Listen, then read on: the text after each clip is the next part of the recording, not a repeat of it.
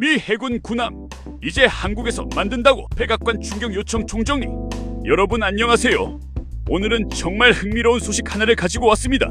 바로 미국 백악관이 해군 군함을 외국에서 만들 수 있게 해달라고 의회에 정식으로 요청했다는 소식인데요. 이게 왜 중요하냐면요, 이 요청이 받아들여지면 우리나라 조선업체들이 미국 군함을 수주할 가능성이 훨씬 커지기 때문입니다. 그럼 지금부터 하나씩 차근차근 풀어드릴게요. 먼저 이번 일의 시작은 백악관 예산관리국입니다. 이 기관이 미국 연방의회에 공식 문서를 하나 보냈는데요.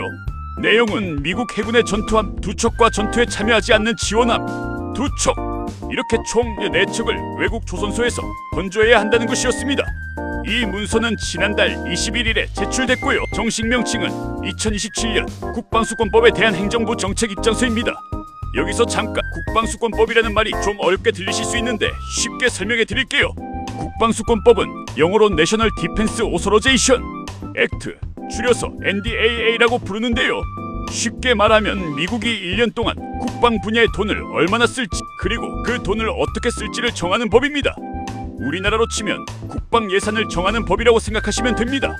이 법은 미국 의회가 매년 새로 만드는데요. 군인들 월급부터 무기 개발, 군함 건조, 심지어 동맹국과의 군사 협력까지 정말 다양한 내용이 다 이 법 안에 담깁니다. 그래서 미국의 국방과 관련된 정책이 어떤 방향으로 흘러가는지 알고 싶다면 이 국방수권법을 보면 된다고 할 정도로 중요한 법이에요. 올해도 이 법을 놓고 하원과 상원이 각각 심의를 진행하고 있는데 이번에 문제가 되는 게 바로 군함을 외국에서 만들어도 되는지에 대한 부분입니다. 자, 다시 본론으로 돌아가서요. 백악관이 왜 굳이 군함을 외국에서 만들자고 하는 걸까요?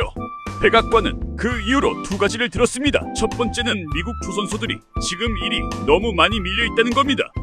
이걸 건조적체라고 표현했는데요. 쉽게 말하면 주문은 쌓여있는데 배를 만들 능력이 부족해서 제때 만들지 못하고 있다는 뜻입니다. 두 번째 이유는 좀 더 장기적인 계산인데요. 외국 조선소가 미국에 직접 투자를 하게 만들겠다는 겁니다. 예를 들어서 외국 조선소가 미국 안에 건조나 정비, 수리를 할 수 있는 시설을 짓게 되면 그게 결국 미국의 조선 산업을 키우는데 도움이 된다는 논리입니다. 그러면서 백악관이 예로 든 것이 바로 핀란드 모델입니다. 이건 미국 해안경비대가 얼음을 깨는 배, 그러니까 쇠빙선을 만들 때 처음 시도했던 방식인데요. 일단 급한 배는 외국에서 빠르게 사오되 그 과정에서 외국 조선소의 기술과 만드는 방식을 미국으로 가져와서 미국 조선소들의 경쟁력을 다시 살리겠다는 전략입니다. 급한 불부터 끄고 나중에 스스로 잘할 수 있게 만들겠다는 거죠. 그런데 이 소식이 더 주목받는 이유가 있습니다. 바로 얼마 전에 도널드 트럼프 대통령이 한국을 콕 집어서 언급했기 때문인데요. 트럼프 대통령은 한국이 미국과 선박 건조에서 협력하고 있고 지역 밖에서 만들어진 배도 구매하게 될 거라고 예고한 바 있습니다. 이 발언 직후에 백악관에 이번 요청이 나왔으니 사람들이 이걸 그냥 우연이라고 보기 어렵다는 거죠. 한국의 조선 기술력은 이미 세계적으로 인정받고 있고 실제로 미국 함정 유지 보수 사업에도 참여하고 있기 때문에 이번 기회가 한국 조선업체에게 상당히 매력적인 카드가 될 수 있습니다. 하지만 여기서 끝이 아닙니다. 이게 그렇게 쉽게 통과될 사안이 아니라는 게 문제인데요. 왜냐하면 미국에는 번스 톨레프슨법이라는 법이 있어서 원칙적으로 해군 함정을 외국에서 만드는 걸 금지하고 있기 때문입니다. 이 법이 오랫동안 미국의 군함은 반드시 미국 안에서 만들어야 한다는 기본 원칙을 지켜왔던 거예요.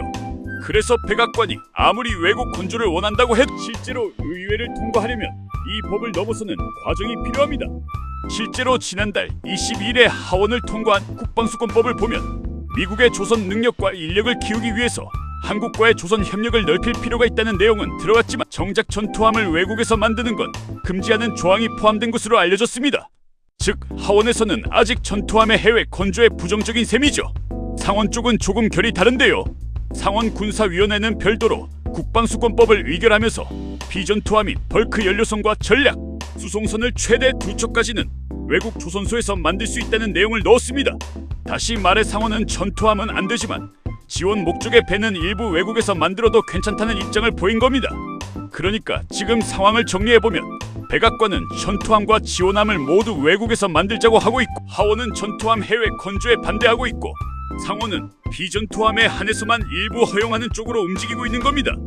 세 곳의 입장이 다 다른 상황이라 앞으로 이 국방수권법이 최종적으로 어떤 모습으로 확정될지는 아직 아무도 장담할 수 없습니다. 게다가 전투함을 외국에서 만든다는 건 단순히 산업 문제가 아니라 안보와 직결되는 문제이기 때문에 의회는 물론이고 행정부 안에서도 우려하는 목소리가 있다고 합니다. 자기 나라의 핵심 전력인 군함을 외국 기술과 외국 시설에 의존해서 만든다는 게 안보적으로 위험할 수 있다는 시각이죠. 그래서 앞으로 남은 국방수권법 심의 과정에서 이 문제를 놓고 상당한 논쟁이 벌어질 것으로 예상됩니다. 우리 입장에서는 이 소식이 결코 남의 나라 얘기가 아닙니다.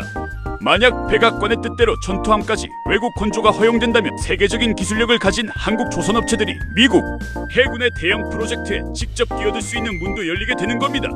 이건 단순히 배 몇 척을 더 파는 걸 넘어서 우리나라 조선 산업 전체의 위상이 한 단계 올라갈 수 있는 아주 큰 기회가 될 수 있습니다. 앞으로 미국 의회에서 이 국방수권법이 어떻게 최종 결정될지, 그리고 그 결정이 한국 조선업체들에게 어떤 영향을 미칠지 계속해서 지켜봐야 할 것 같습니다. 여러분은 미 군함을 한국이 만드는 것에 대해 어떻게 생각하시나요?